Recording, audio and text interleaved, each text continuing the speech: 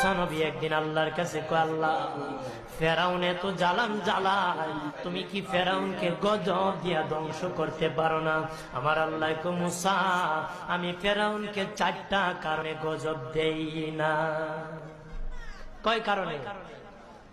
ফেরাউনকে 4টা কারণে গজব দেই না।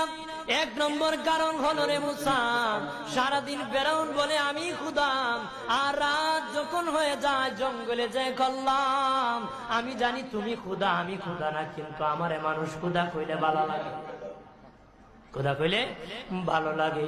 প্রভু, তাই তুমি বিরক্ত হইয়া আমার উপর গজব দিও না।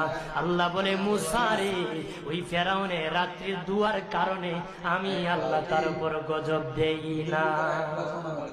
2 নম্বর কারণ হলো, আরে মুসা, তোমার মুখে দাড়ি, ফেরাউনের মুখে দাড়ি, তোমার পরনে জুব্বা,